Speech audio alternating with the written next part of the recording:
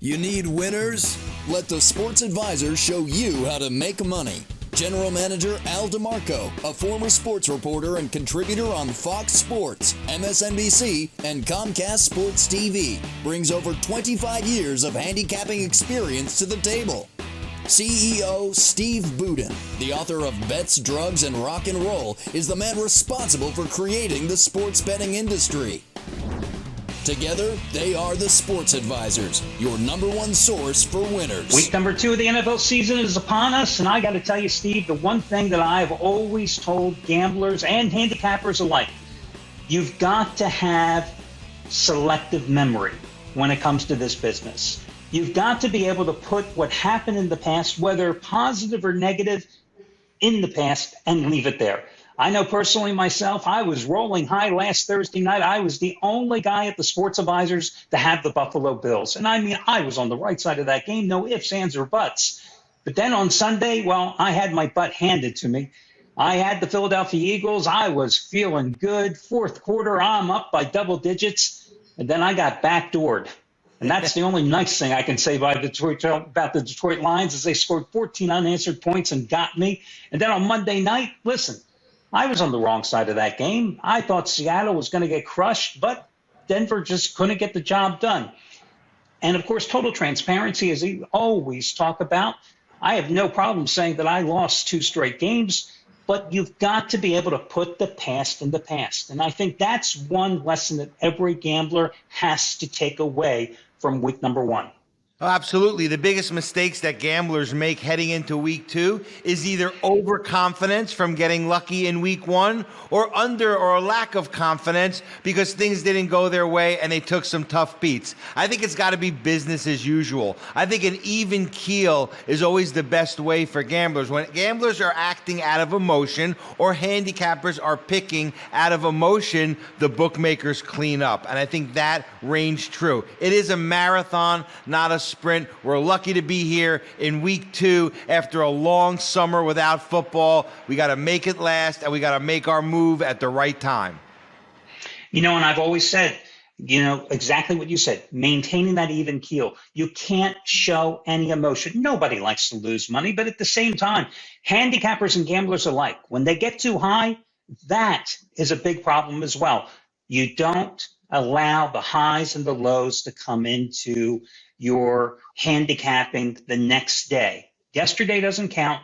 All that you should be focused on is today's games. And we've got a full slate to take a look at. I'm Al DeMarco along with Steve Budin. And as we always say, we, of course, have the games in front of us. We have the lines in front of us. But in all the years we've been doing it, and some 20 years now since we started these shows way back when we were the most watched show on FoxSports.com, when it came to NFL pregame shows, we never discussed the games in advance. So right out of the oven, this is what you get. So first game, Baltimore versus Miami. Last week, we talked about both of these teams. We both liked Baltimore to take care of business against the Jets. That was an easy win. The Miami-New England game, I was a little bit in favor of the Dolphins at home. You love the Dolphins. Of course, you are in Miami, so I'm going to throw this one in your lap to kick off this week's show.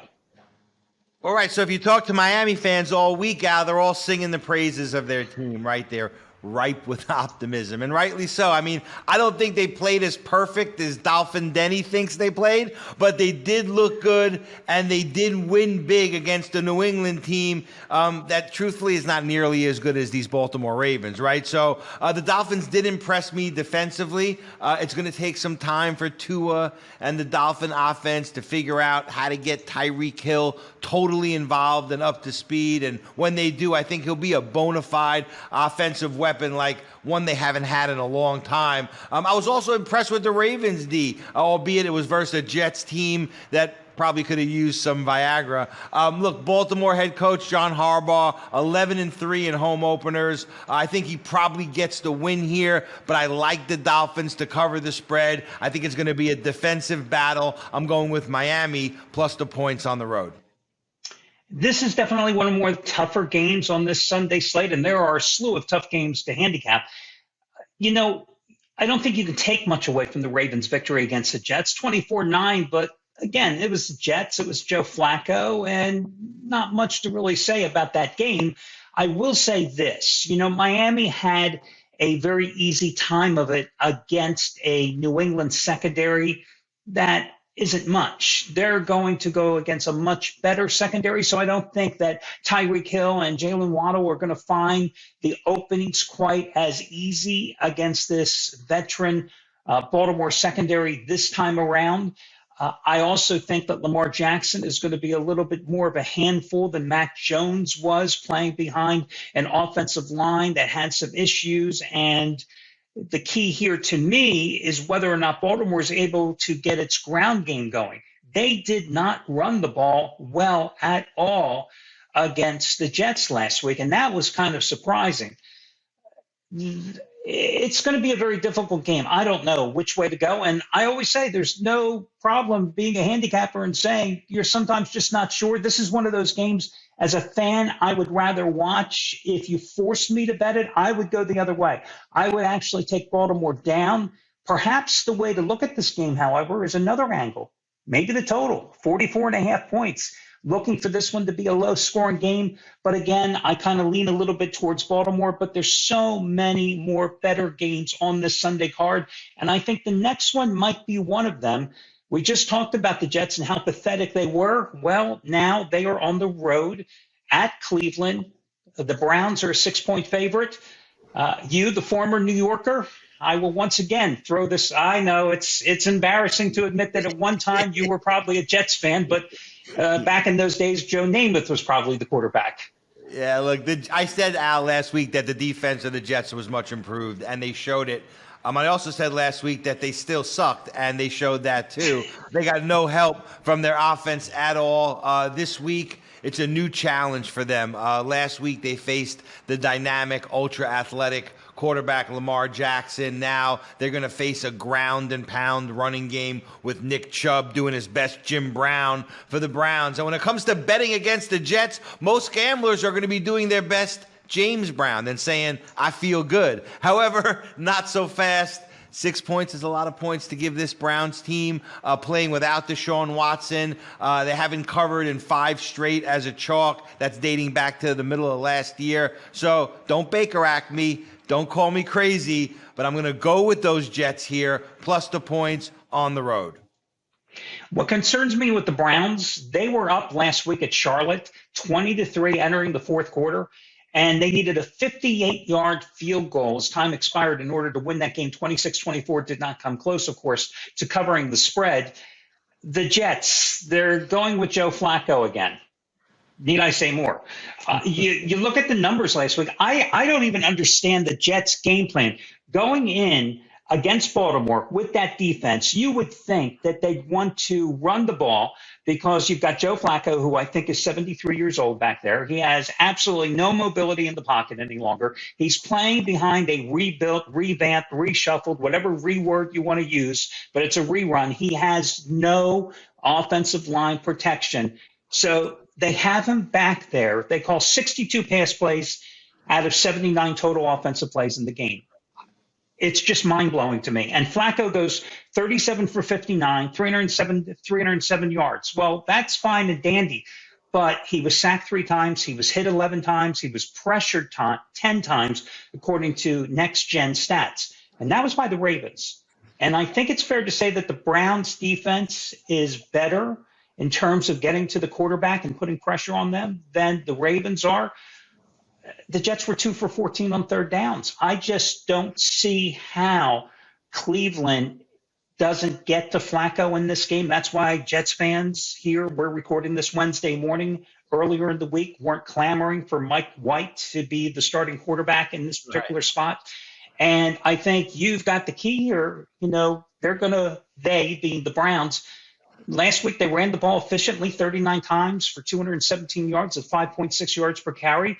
That's going to be the key in this game. The Browns keeping the ball on the ground, running it. And I would go with Cleveland here. And at 6 points, I think it's a good play. I just don't think the Jets, who have lost 13 straight games in September straight up and are in a 2-7 ATS skid on the road, I would go with Cleveland. But again, the Browns aren't that good because of the quarterback situation. The Jets stink. So good money on bad teams, not exactly a recipe for making money in this NFL that we love so much. Steve, before we move forward, let's talk about the one-day free all access pass trial offer that we offer at thesportsadvisors.com. Yeah, we're the only ones that do it, and we've done it for decades, and no one else will because they can't. At the end of the day, we give a one-day free all-access pass to anyone that wants it, that can see what a paying customer sees on the back end. They get every single premium play for free. It's a huge value when you add up what each individual play would cost them. It's certainly a $100 value or so if you're buying the package together. And this is what no one else does, right? We take you underneath Disney World and we show you how Dumbo flies. And to me, as a gambler, that should say, wow, these guys are pretty confident in their product that they'll let us come in and see what's going on for free. Last week it was pulling the curtain back like the Wizard of Oz. This week it's Dumbo underneath Disney World. I can't wait for next week's analogy. But you are absolutely you are absolutely right. I mean, yeah, if you were to buy the one-day free all-access pass, it would cost you $99. But in reality, when you were to buy all those individual handicappers plays, over 10 handicappers plays, it would cost you well over $1,000 or more to buy their plays individually. But yes, you get my play, your play, all the plays of the individual handicappers for free and all their analysis. So remember, guys, with the plays, there is nothing better. It's no 900 number. There's no 800 number. There's no upselling. There's no salesman. There's no hassles. You just go, click on the button, get the one-day free all-access pass, and get all our plays. And by the way, you get to pick the day. If you want them on Saturday in college football, you want them on Sunday in the NFL, you want them on Monday, it's your choice. So check it out over at thesportsadvisors.com. The next, boy, we got to talk about the Detroit Lions. I'm still pissed. Yeah, I was waiting for this one. Yeah, listen, one thing we did say, though, however, here on the show last week, that the Washington Commanders were just such an obvious play against Jacksonville. Well, that obvious play turned out to be that Carson Wentz, after throwing a couple of costly interceptions, had to rally the Commanders in the fourth quarter for the comeback win and cover against Jacksonville. So the obvious play sometimes isn't so damn obvious. But here we have Detroit minus 2.5 at home against Washington. Lions, 14 unanswered points in the fourth quarter to get the cover against Philadelphia. They ran the ball effectively. They're on a great ATS run, 12-6 now over the past 2 years. They've covered 5 straight at home. The Washington run defense allowed Jacksonville to average 6.8 yards per carry, and the Lions ran for 181 yards against that lousy Eagles run defense last week. That came out to almost 6.5 yards per carry. Which way are you going in this one? Well, a win is a win, Al. I'll just remind you of that. So obvious, not obvious. At the end, when you win, you win. And that was a win, so that was good. Lions head coach Dan Campbell, he doesn't win. But he does cover the spread. 2/3 of his games with the Lions since he took over last year, he's covered the spread 9 times in games that the Lions lost outright. And that's exactly what happened last week in Philly. And with the line here being under a field goal, I think the Lions are going to have to win this one or come damn close to winning. And that's not in their comfort zone. That's not something they're really good at. So I'm going to take Washington here minus the points. I agree with you. I mean, there's one thing about getting backdoor covers and covering as a dog. Is another thing for a team that has been historically bad to learn how to win. And I don't think the Lions are quite there yet. The other thing, Washington has a lot of playmakers. And it starts with Carson Wentz, as erratic as he can be. But I like the fact that I think Wentz completed passes to 9 different guys in the win against Jacksonville. Antonio Gibson not only ran the ball 14 times for 58 yards, but they exploited him as a pass catcher last week 7 times, 7 receptions for 72 yards. And Wentz, despite the 2 interceptions, you take the bad with Carson Wentz if you've watched his career in Philadelphia and Indianapolis, but you take the good, 313 yards and 4 touchdowns. I also think another way to look at this game is perhaps the over. You're looking at 48.5 points. Washington is not a good defensive team. We know Detroit can put points on the board, and they're not a good defensive team either. So perhaps the over is a way to go, but I lean a little toward Washington in this particular spot. Indianapolis. This game brings back bad memories for me last year. I remember the last week of the regular season. I thought the Colts were like the lock of all locks. And then Carson Wentz, well, we know why Carson Wentz is wearing a Washington Commanders uniform because of the way he no-showed in the most important game for the Colts last year. As they went to Jacksonville in the regular season finale, managed to lose that game 26-11. And very shortly thereafter, well, that was pretty much the decision by the Indianapolis Colts hierarchy to ship Wentz out to anywhere. They would have sent him to China, I think, if they had that option, but he had to go. Now they go, they bring in Matt Ryan. It didn't exactly go as planned as they had to rally back, and they end up getting a tie against the Houston Texans last week. Go figure. Now they're a 4-point favorite at Jacksonville. Yeah, I mean, well, first of all, I'll say there's no debate in Indianapolis about what the best convenience store is. It's clearly Speedway, not racetrack. But there is a big debate in Indianapolis about who's the better quarterback, right? Matt Ryan or Carson Wentz. And Ryan's performance versus Houston, I don't know, it didn't do too much to make a case that this was a bona fide upgrade, but I do think it's caused a cheap price here, creating some type of value. Also creating even more value in the line is the fact that Indy comes in to the Gator Bowl winless since 2014, playing the Jaguars in Jacksonville. That being said, I wouldn't brush over the fact that Indy was able to manufacture more than 500 yards last week. That's a key point. So is Indy dealing with a Jacksonville curse, or are they simply overdue for a huge win? I think they do win this game. I think they win it by double digits. I'm taking Indy minus the points on the road. I have to agree with you. I mean, even on the though thing, or no, I've been to both. I've been to Indianapolis and all over the state many times, but I will stay neutral there. But even though Indianapolis got me at the season finale last year, and even though it's so funny, you are so right, the numbers skew all towards Jacksonville. They've covered 5 straight in the series. They've won 6 in a row and covered all 6 of those games at home. I still know Indianapolis is the better team. And somehow, at this reduced price, I've got to go with the Colts. If the Colts had done, as everyone has suspected, and won handily against Houston last week, no ifs, ands, or buts, the Colts are laying 7 points in this spot. At 4, this is a price reduction. It's almost like they're having a sale at Walmart. So I would go with Indianapolis in this spot and take them and hope that Jonathan Taylor has another big game like he did last week against Texans when he went for 161 yards and 31 carries. And historically, he's always done well against Jacksonville. And my money's on Matt Ryan to rally these troops and deliver, because Matt Ryan has been around the block long enough to know the history in this series and know that the reason that he's in Indianapolis right now, wearing a Colts uniform, is because Carson Wentz sucked last year against the Jaguars. So moving to the next game, very interesting contest. Tampa Bay, minus 2.5 at New Orleans. And just like the Indianapolis-Jacksonville series, this is another one-sided series dominated by one side. Right, and for Brady over his career, it's been Mo Saints, Mo problems. Last time they met, Saints won 9-0. They put Brady on his backside 4 times. He also fumbled and threw a pick in that game. And while Brady having another horrible outing is probably less likely than Giselle having a bad hair day, sometimes certain teams simply have your number. And to keep thinking it's going to change this time, it reminds me of the last 2 years of my first marriage. Let me tell you something. Nothing changes, and then you lose your money. So give me the Saints here one more time.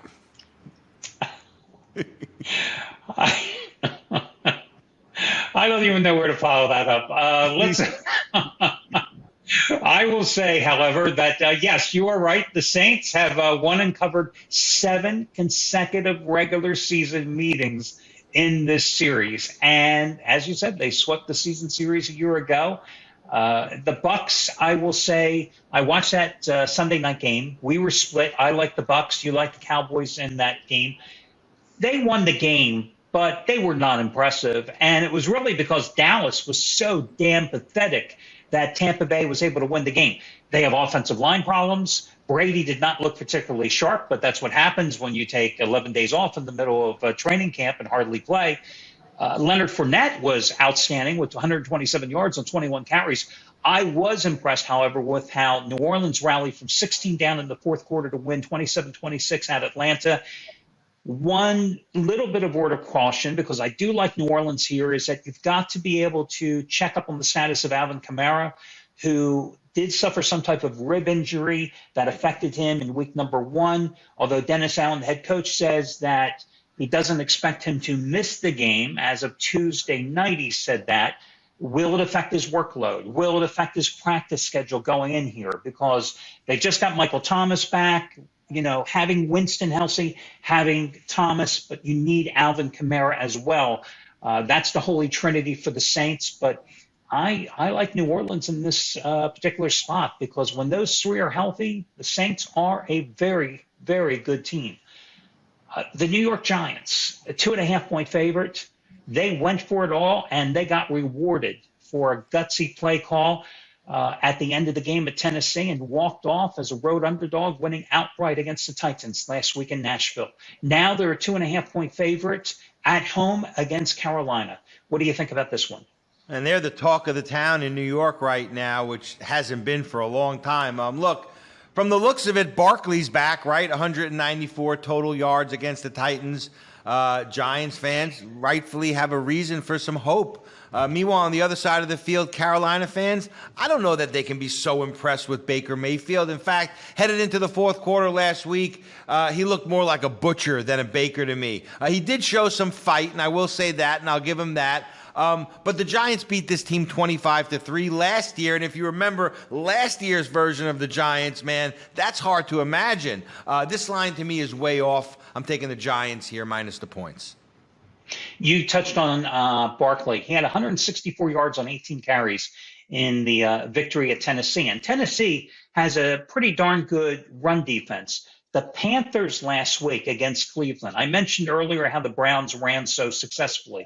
They averaged 5.6 yards per carry, 217 yards overall. I've got to think that they're going to give Barkley the ball often and just rely on him to pound away at the interior of that Panthers defense. Because the longer you keep McCaffrey and Mayfield off the field, that's your best shot. And as I alluded to earlier, you know, that Panthers game, everybody says, hey, it's 26-24. They came so close. But keep in mind, guys, as I mentioned earlier, they were down 20-3 entering the fourth quarter. This is also a Panthers team that, going back to last season, has lost 8 consecutive games. A Panthers team that has failed to cover 13 of their last 15 games. There you go. If you're going to bet it, you got to go with the New York Giants. Yep. Next up, New England is a 1.5-point favorite at Pittsburgh. You know, I have some interesting thoughts about the Steelers' win against Cincinnati, a game in which we were both on the Steelers last week. Yep. Your thoughts on this game first? Well, I mean, I get it. You know, Belichick hasn't started a season 0-2 in 20 years, right? And look, Al, for 20 years, I could touch my toes. Until one day, not so long ago, I couldn't anymore. You know, it's a Swiss cheese offensive line, a defense that doesn't even mildly resemble that Bill Belichick machine from the last decade. And while Mitch Trubisky is clearly not Big Ben, I'm not going to pass up a chance to take the Steelers at home plus the points against a New England team that's strong and tough and effective in name only, period. Give me Pittsburgh plus the points at home. Yeah, I was not impressed by New England. We talked about their play calling situation, their offensive line issues, their secondary issues. There wasn't a lot to like about New England actually last week. Oh, and their wide receiver issues as well. But, and you knew there had to be a but coming here sooner or later. Of course. But I look at the Steelers' win last week, and it wasn't necessarily the fact that Pittsburgh won the game, but the fact that Cincinnati lost the game. Their defense came up with 4 interceptions and 7 sacks of Joe Burrow, who had 5 turnovers overall. And the Steelers' offense only had 267 total yards. They only had their time of possession was 27 minutes. They had 3 turnovers. They had 13 offensive possessions in that game. They managed 16 points. And that's just not going to cut it too often. Of course, unless your opponent happens to be the New England Patriots, who are having even more offensive struggles than you are. Mitch Trubisky, we joked about it last week that here's a guy that couldn't get the job done in Chicago, but Mike Tomlin has anointed him the starter all season with Kenny Pickett, their next savior, is going to sit on the bench and watch and learn. I don't know about you, but I don't exactly find that as a great teaching experience for your rookie that you're counting on to be your savior. So I would go with Pittsburgh too. I think that everybody falls into that Belichick trap like you do. Right. And they kind of forget that a couple of years ago, the Patriots sucked. It could happen again. Just because last year was like a big comeback year, a renaissance year, doesn't mean it's going to happen again here. So I'm with you. I would take Pittsburgh. But again, this is one of those games that I think I would rather watch than actually put good, hard-earned money on. Next up on the board, the LA Rams hosting the Atlanta Falcons. The good news for the Rams, they've had a couple of extra days of prep time to prepare after getting blown out at home by the Buffalo Bills. And yes, as I alluded to earlier, that was my only win last week in the pros. Come to think of it, that was my only win period in college and the pros last week. That's how it goes sometimes. The Rams, however, I think shot themselves in the foot. If you look back, Steve, to week number 1, I've never understood, but I understand why coaches do this. The teams that rest all their starters, the majority of them, especially in offense, always come out week number 1 kind of flat-footed offensively. I'm looking at you, Green Bay Packers. I'm looking at you, the LA Rams, and I can tick down the list. Let's throw the Denver Broncos there as well. One after another, year after year. And I get it, because coaches who are paid a lot of money to make these decisions don't want to risk losing a starter in the preseason during those meaningless games, as opposed to losing them in week number 1 or week number 2, because then, those games count. Makes no sense to me.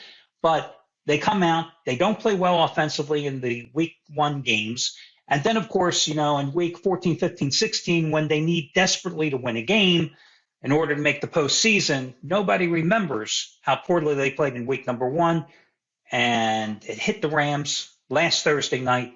That offense was not prepared. Matthew Stafford, we all heard about, had some elbow issues, blah, blah, blah. Not until almost 48 hours before the game, however, did we actually hear they had an elbow procedure. And you saw how poorly he played. 29 for 41, 213 yards, 1 touchdown, 3 interceptions. The offensive line, which had a new starter at left tackle, a new starter at right guard, did not get the job done. Stafford was sacked 7 times. Now, I don't expect that type of defensive performance by Atlanta, but I will say the Falcons played a pretty damn good game before collapsing late at home against New Orleans. Is this number 10.5 too big?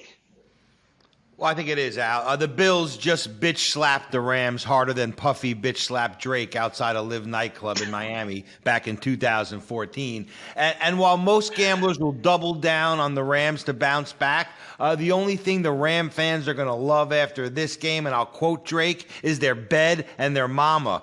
Rams will probably get the win, but they're not going to cover a double-digit spread with Stafford playing like he did last week. Like you said, 3 interceptions to just 1 TD.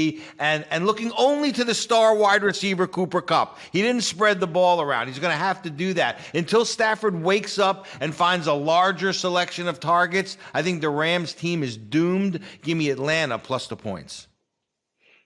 Yeah, listen, the Rams also 3-7 against the spread. Their last 10 at home. I don't know if Van Jefferson is going to be back. Obviously OBJ, not with him anymore. Robert Woods, who had the knee injury late last year, is now no longer with them. They brought in the ex-Bears receiver whose name escaped me.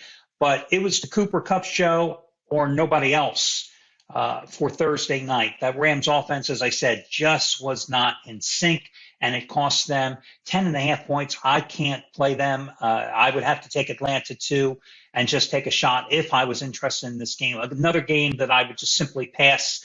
And if you think that game I want to pass, there's no ifs, ands, or buts. I definitely want to pass the next game. What a dog of a game. San Francisco -10 against Seattle. I know Geno Smith beat me on Monday night, and I'll give him that one shot.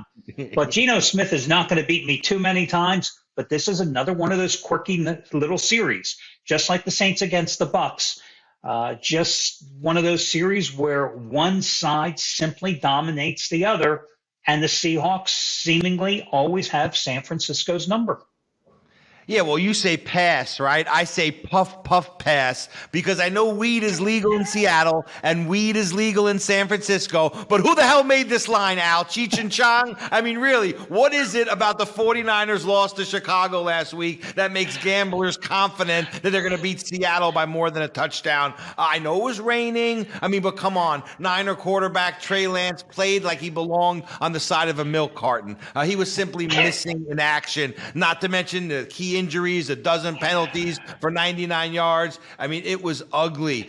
Seattle comes off a huge win Monday night, extremely emotional. And just like we talked about earlier, that when gamblers and handicappers get emotional, bookmakers win. It's not good for teams to get emotional either. So beware of a potential letdown. And Geno Smith, listen, like all Jet quarterbacks, Al, they play much better once they leave New York. Give me Seattle plus the points.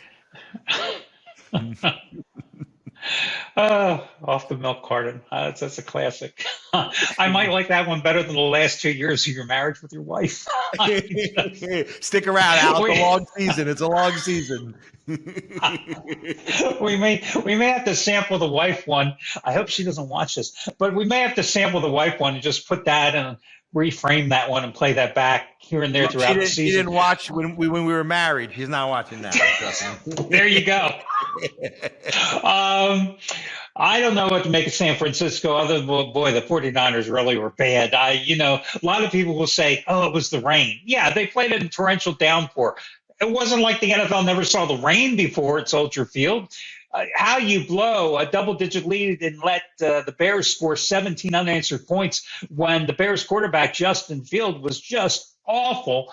It's because your quarterback was just as bad. Trey Lance, hey, Trey Lance, you've got the keys to the car. Don't worry about it. We're anointing you the next savior of our franchise. He was bad against the 13 for 28, 164 yards. Sometimes he dropped back the pass. I don't know if he knew what he was supposed to do. He looked like a guy who definitely needs a little more seasoning for the 49ers. More importantly, they played without George Kittle. They're all pro tight end. They lost their starting running back, which seems to be something that happens to them every single season. This time, Elijah Mitchell suffered a knee injury. This is an offense that doesn't have a lot of tools. The defense is very good, but I was stunned. I thought this line would be maybe 6.5. 10 points. I know Seattle's on the short week and they're traveling, but boy, if there's one team in this matchup that has Mo on its side, and we're talking momentum and confidence, it's definitely the Seahawks. So I would grab the points here and go with them. By the way, Seattle has covered 15 of the last 20 meetings. That's a damn good number. And Geno Smith, yeah, I ripped him last week, but I got to give him props. 23 for 28, 195 yards and 2 touchdowns. And the Seahawks did one because Nathaniel, what's his name? I can't remember, the Broncos head coach. I'm so mad at him. The boneheaded call there at the end of that game gave Seattle the win. Defending Super Bowl participant Cincinnati, a bad game at home. Another team that did not play most of its starters during the preseason. Joe Burrow did not play. Of course, he was recovering from the emergency appendectomy. It certainly looked like it at Pittsburgh against Pittsburgh last week. Burrow, 4 interceptions, sacked 7 times in that game. And yet, if it wasn't for all the turnovers, Cincinnati would have won. But they don't pay you for yets and ifs at the window in Vegas. No, they certainly don't. It wasn't a great week 1 for Cincinnati. Like you said, Burrow, 5 turnovers, 4 in the first half. He needs to tighten up because one of the Cowboys' specialties, right, is to create these turnovers. Joe Burrow was hit more than Rocky Balboa in the first round of Rocky 1. He was sacked 7 times. Protection was a problem last season for Cincy, and it's a problem now. Gamblers are going to be quick to point out that Cincinnati's a league-leading 13-6 against the spread on the road since 2020, and following a loss, they're even better, 7-2 against their spread in the last 9, and that includes 4-0 last year. But the key for me is Dak Prescott is out. And that's one of the many key injuries for Dallas. It doesn't stop there. I think Dallas doesn't have the pieces in place right now to compete in this one. I'm going to go with Cincinnati reluctantly, but I'm going to go with Cincinnati minus the points. I agree with you because even with Dak Prescott in the lineup, the Cowboys were struggling against Tampa Bay. Right. So without him, I have absolutely no faith in Cooper Rush. The one thing I will say is, though, the Bengals still have pass protection problems. It was quite obvious. They spent a lot of money trying to upgrade their offensive line, but the way that line failed to protect Joe Burrow, he'll need more than an appendectomy if this continues. I was reading, according to ESPN Stats and Information Research, the offensive line only won 56.3% of their pass block attempts in that game against Pittsburgh. That's pretty pathetic. I mean, it's better than the 48.8% that they won last year, but it's still under the league average for week number 1. They've got to give him better protection. But this is especially, listen, the Cowboys have Micah Parsons. They have DeMarcus Lawrence. The Cowboys are going to bring the heat, but that's about the only thing the Cowboys have to bring to the table in this particular contest, and that's their defense. Cheap price, 7.5. Has anybody seen what the Cowboys have been like the past couple of years when Dak hasn't played? I'm going with them, and again, I'm buying down that half point in this situation. Next up, the Denver Broncos. Short week, but they return home. Russell Wilson making his home debut for the Broncos. Big number, 10 points against Houston. But listen, the Texans, I was not impressed with the way Lovie Smith basically played for a tie at home after dominating Indianapolis for most of that game. Big mistake for Lovie, which is one of the reasons I've never been impressed with him as a coach in terms of a head coach at the NFL or college level. I like the Broncos in this spot, even though the Broncos cost me money on Monday night. Again, you have to be a little bit of, that kind of selective memory to be able to forget, as I alluded to at the beginning of this show. And this is one of those spots. If I'm playing this game, I'm laying the double digits with the Broncos and not worrying about what happened on Monday. Me too, Al. You don't let bookies scare you off a side with a double-digit spread because, let's face it, that's what they're trying to do. If that's the team that you like, you don't just go to the board and look at every double-digit favorite and bet them. But if you like a team, don't let a big spread, chase you. Russell Wilson's going to bounce back. He needs to score more touchdowns in the red zone. I don't like the move they made at the end of the game with him, but he doesn't need the coach's love. He's got Sierra at home. That's fine. No touchdowns last week and 4 trips to the red zone. That has to change. The Denver defense looked more like the Orange Mush than the Orange Crush in week 1. They made Geno Smith look like Joe Montana. But this game is not about how good Denver is or how bad Denver is. I believe this game is about how bad Houston is, and trust me, forget week 1. Houston's bad. Would I lay 10 points? Yes, I would, and I will. I'll take Denver minus the 10. Steve, this is a good opportunity once again to remind people they can get our best bets and the best bets of all the handicappers at the site, once again, by using the 1-day free all-access pass. And it's easy. If you've never been a customer of ours, just go to the website, thesportsadvisors.com, click on the button, which says right there on the homepage, the free all access pass, and you're in. It's that simple. You don't have to pay anything. It doesn't cost anything. There are no strings attached. This isn't 1980. No one's calling you on the phone that night, late at night, trying to get you to buy something for $1,000. It's none of that. This is all legitimate, transparent. You get all the picks. Everything that everyone that pays gets. It's really, we're the only ones that do it. It's really a great opportunity. You bring up something because, again, we are 100% and always have been an online industry. You get our picks. There is nothing else. There is no upsell. If I have a 15 dime, which is my top rated release, I don't have something else. I don't have like double secret probation pick that I'm selling you on the side with operators calling you. But there are still some remnants in that 800 phone number boiler room operation, the dinosaurs, that if you were around in the 80s and you woke up on Saturday and Sunday mornings, you'd see them on TV screaming at the top of their lungs, absolutely free, absolutely free, absolutely free. Call me. And of course, nothing was absolutely free other than that motion of them reaching into your pocket and stealing that credit card from you. It's just amazing to me that those relics are still out there. Yeah, when we took over this business, Al, 20 years ago, and I came on board to do it with you, the first thing we did, right, was fire 100 phone salesmen. And, that's not something that we wanted to be a part of. There's nothing worse than getting a call from one of these guys with a sure thing or a game that supposedly there's inside information on. You get done on the phone, you have to take a shower after talking to one of these guys. We never wanted that. We wanted to build a business that had lasting power. And 20 years later, we're still the number one source for sports picks in the country. And that is exactly what we set out to be. So again, guys, go to The Sports Advisors, click on the free 1-day all access pass. And what you see is what you get. No salesman, no hassles, no obligation. It's that easy. Next game, two teams coming off very disappointing performances in week number 1, Las Vegas and Arizona. The Raiders are a 5.5-point favorite at home against the Cardinals. Of course, the Raiders fell behind early against the Chargers in L.A., made an aborted comeback effort in the fourth quarter, but fell short. Arizona, well, it was like a mercy killing. The Cardinals were just destroyed at home by Kansas City. Which way are you going in this one?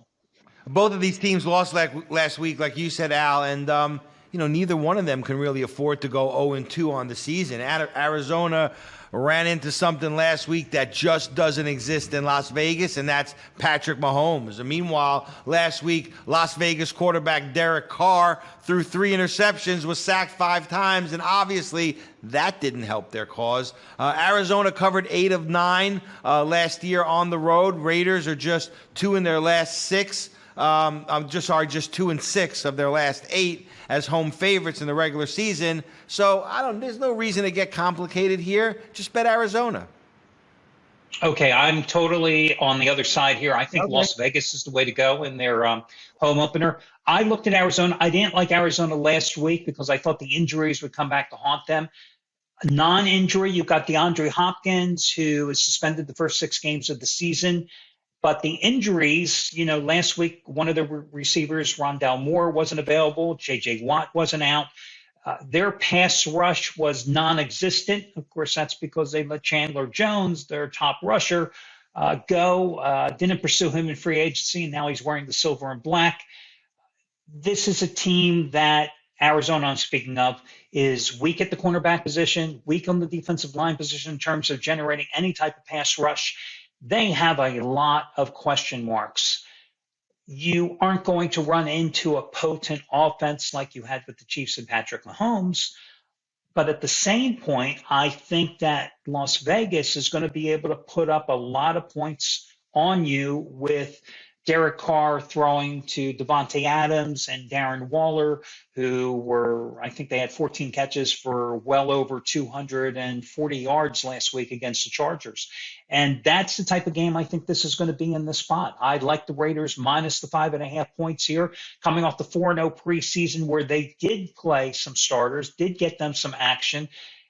I think Cliff Kingsbury is in trouble. I think that he has some issues there in terms of trying to build a defense where he just doesn't have any personnel. Again, no Chiefs facing him this week, but the Raiders are going to give him all types of issues. Last game on the board, interesting game. The Green Bay Packers last year opened up, got destroyed at New Orleans, then they came back and they ran off a bunch of wins. This year, they opened up at Minnesota. They lose 23-7.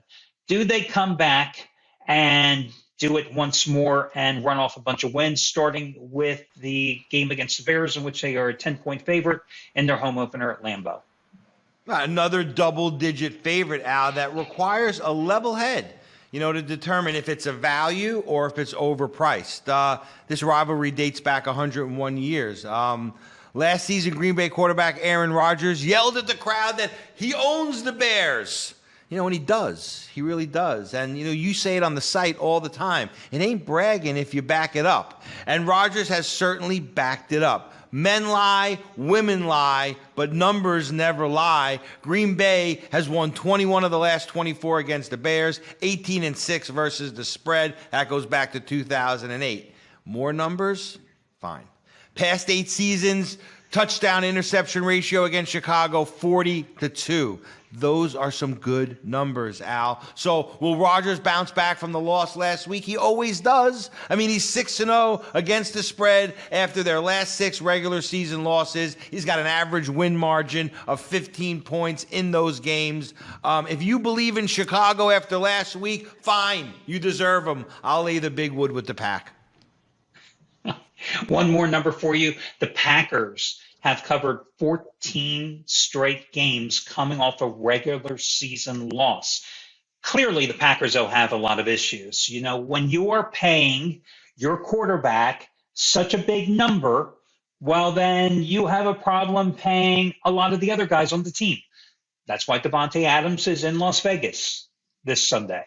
And the Packers, as I pointed out last week, one of the reasons I like the Vikings, Packers don't have any receivers, and you saw the issues, but they have bigger problems. The offensive line has injury issues and concerns, and that's why Aaron Rodgers was sacked 4 times, and he threw only for 195 yards and was intercepted. Packers 1 for 3 in the red zone, 3 for 11 on 3rd and 4th downs, but that was Minnesota. This is Chicago. Now, I think the Bears have a decent defense, but I don't think their offense is any good. I think what you're going to see this week is the Packers returning to the basics. They have 2 good running backs. They've got to return to the ground game, and that will open things up for Aaron Rodgers, who doesn't really have a choice. I mean, he put himself literally in this situation with a wide receiver core that isn't that talented because of his salary demands. Hey, sometimes you get what you ask for. So I would go with Green Bay as well. I don't think there's any choice here. The only way the Bears won is because, you know, they had the torrential downpour and Trey Lance is not Aaron Rodgers. So again, I would go with Green Bay in this spot, but not a game that I'm particularly enthralled with. I got to be honest with you. This is not a great card, but historically, week number 2, week number 3, it always seems to me that the dogs are the ones that bite. But we'll see. I mean, everything's cyclical when it comes to gambling, and we'll see how it plays out. Listen, guys, you've seen it here. If you happen to be watching the video, scrolling at the bottom of the card or the video, and we've told you a number of times, check out the 1-day free all-access pass. Get all our picks for any day you choose over at thesportsadvisors.com. For Steve Budin, I'm Al DeMarco. We wish you well. Make sure you check out our college football video show where we run down 10 great games, starting with Oklahoma and Nebraska. That's an interesting one with Rick Torino. Best of luck, and we'll catch you again next week here from thesportsadvisors.com.